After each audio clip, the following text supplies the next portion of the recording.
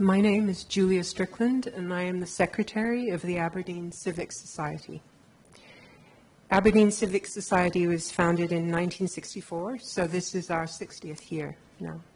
Our role in the city as an amenity group is to stimulate public interest in and care for the beauty, history, and character of the city of Aberdeen and its surroundings, and to encourage the preservation, development, and improvement of features of general amenity and historic interest. We believe the beauty, history, and character of Aberdeen reside not just in its buildings, but also in the quality of its parks and green open spaces. We are fortunate to have a great variety of these in the city, large and small. They include celebrated planned landscapes such as Duthie and Victoria Park, but also expanses of grassy fields edged by mature trees that we see all over the city, and semi-wild places like Scottstown Moor and the riverside paths along the Don and the Dee. Increasingly, we understand that parks are not just nice to have in cities, but are necessary for building urban resilience in the face of climate change. They provide environmental services that help us sequester carbon and manage increased flooding. They provide habitat for imperiled biodiversity. And this understanding is reflected in the recent flood prevention improvements made by Aberdeen City Council to the Aberdeen Burn, the transformation of areas of Seaton Park, and in the Council's restoration in partnership with the community of the East Tullis Burn wetland in St. Fittick's Park, which won awards from the RSPB and the Herald Society when it was completed 10 years ago. Since 2014, the restored burn and adjacent woods and open grassy areas have created a mosaic of habitats, including fen marsh and swamp, grassland, scattered scrub, standing open water, and mixed woodlands with broad-leaved and coniferous trees.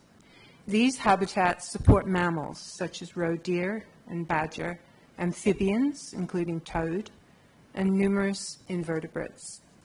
The park is particularly important for resident and migratory birds, 53 species, including 13 red list species were recorded in a recent survey in May-July 2023. The proposed industrial development in the park will take half its area into private hands. A section of the East Tullis Burn will be removed and rechanneled alongside a new harbour access road. 3.5 hectares of existing woodland will be cut down to create new development platforms on raised land, altering the hydrology of the entire park.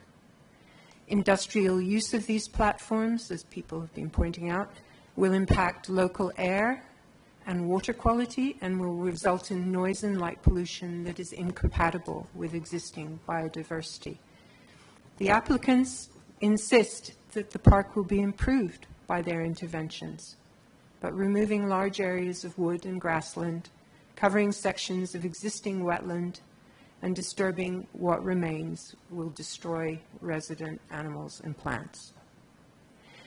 Given the challenges to urban livability posed by climate change, Aberdeen Civic Society urges decision makers to carefully consider the prioritization of nature recovery and human well-being, which is foregrounded in the Aberdeen LDP and the National Planning Framework when you examine those sections of the application relating to St. Fittick's Park. This planning application argues that St. Fittick's is more valuable to the city as a harbour-adjacent industrial site than as a public park.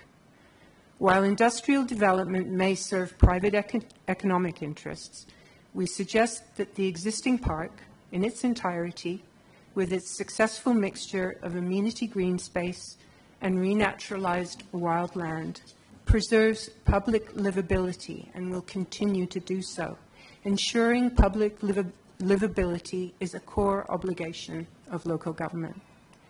The park makes Aberdeen a better place to live now and will only become more valuable as we move forward into an environmentally uncertain future. Thank you. Thank you, Ms.